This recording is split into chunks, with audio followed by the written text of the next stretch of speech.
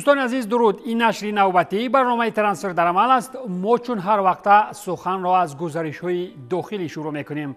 هرچند که شمس‌الدین قاسموف با کلوب مرکزی ورزشی ارتش نتیجه‌های نظررس نشان داد، ولی به قول رسانه‌ها سابق مربی فیضکند مسعود نظرزاده ایرانی در دوشنبه قرار دارد و الکی سرمربی ارتشیان می‌شود. شمس‌الدین قاسموف باشد و حیث یاوری سرمربی در دسته باقی میماند.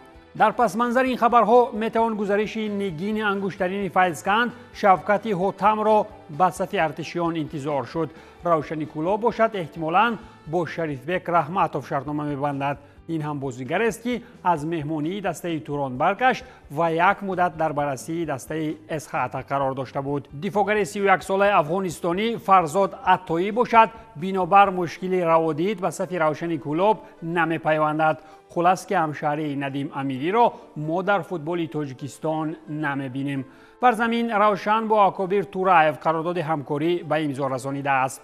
استقلال دوشنبه باشد با فوتبالباز ارمنی ارتور کارتاشیان قرارداد کاری امضا کرد. بازیکن قبلا در هیئت دسته‌های پیونیک، وان سوان ارمنستان و اولمپیاکوس یونان هنرنمایی کرده عضو دسته منتخب ارمنستان به شمار می رود. بازیگر نوید دیگری استقلال از اروپا دنیس بیگانویچ از بوسنیا و هرسگوینا می باشد. دنیس بیگانویچ 27 ساله تا این دم در هیئت دسته‌های ژلزنیچار، سلابادا توزلا و توزلا سیتی کشورش هنرنمایی کرده است. همچنین با پیراهن دسته منتخب 19 و 21 ساله بوسنیا و هرسگوینا نیز 9 مراتب به میدان آمده است. اطمینان دارم که این بازیگران نوی استقلال بر زمین زور بودنشان در چمپیونات داخل در لیگ قهرمانان هم چیزی از دستشان می آید. در سرزمین بارانی باشد سیتی هم تنها به خریداری ماتئو کوواچیچ دهان نبست و در بازار یک فروشکاری دیگر انجام داد. شهری‌ها بر عوض 15 میلیون پوند استرلینگ دفاعگر منتخب ایرلند شمالی شی چارلز را به ساوثگمپتون فروختند. جانب ساوثگمپتون با بازیگر 19 ساله شرطنامه 4 ساله به امضا رسانید. شرطنامه فروش بازیگر همچنین نقطه خریداری برگشتی و فایزها از فروش من بعده بازیگر را در خود دارد. یعنی معنای آن را دارد که در هر دو حالت تبدیل شوی به بازیگری کامل سیتی برد میکند. چلسی باشد با آوردن گروه بازیگران جوان دیگر بازیگران سابقه دار را نظرش نمیگیرد. مثلا سابق بازیگرش ویلیان را عموما قبول نکرده. برزیلی هم دیگر با فولخم شرطنامه تمدید نکرد و بازیگری آزاد شد. ویلیان در صف چلسی از سال 2013 تا 20 بازی نموده. در موسم 22-23 باشد نیم حمایتگر در صف فولخم 27 بازی گذراند و 5 گل هم به ثمر رسانید. از روی معلومات ژورنالیست نیتان گیسینگ برزیلی 34 ساله روز 3 میلیون فولخم را ترک نموده اکنون چون فوتبال باز آزاد به دلخواه پیشنهاد فوتبالی زار است. نفر نوبتی رفتگی از چلسی به اجاره باشد وسلی فافانا است که در تیم نوش در لیگ قهرمانان بازی خواهد کرد. این هم اونیون برلین است که فافانا را 1 سال به اجاره گرفت. حمله‌ور 20 ساله بدون حق خریداری چیپته پرواز به پایتخت آلمان را به دست آورده. چلسی باشد فافانا را زمستان با نرخ 12 میلیون یورو خریداری کرده بود. آن 12 میلیونی برای بازیگر داده شده تا حال ارزش 4 بازی در هیئت اساسی کبودها را داشت و خلاص.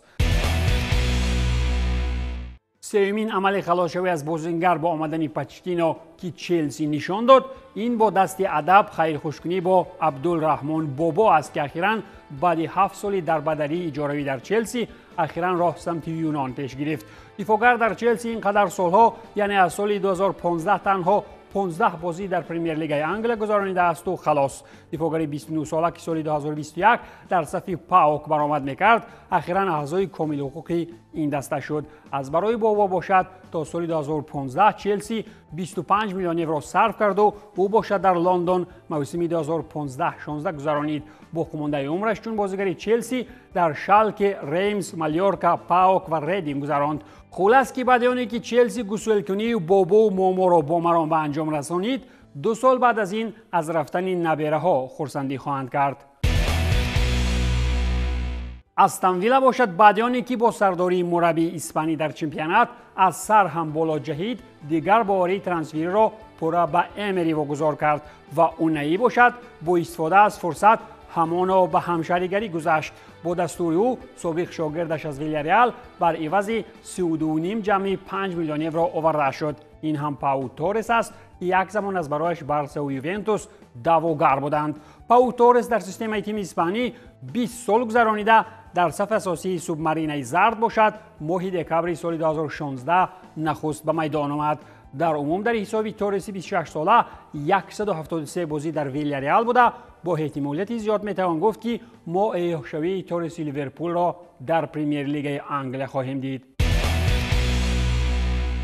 دسته لندنی با نام تاتنهام باشد در پس منظر خیالان رفتن‌های هری کین تکیه به فوتبال اسرائیلی نمود و با منار سلمان از شختیار شرطنامه امضا کرد.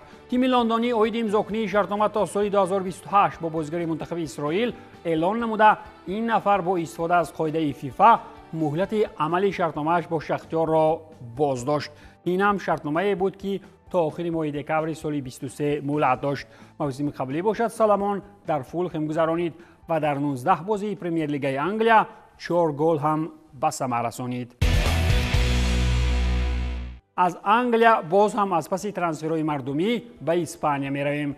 در کشوری که مسی و رونالدو فوتبال باشگاهی را به سطح کیهانی بردند. والنسیا هم بعد کلاویدا نجات یافتن از افتیش به سگوندا به مثال ملخک خانه سازم نیو از حاضر آمادگی ها را سخت کرده است.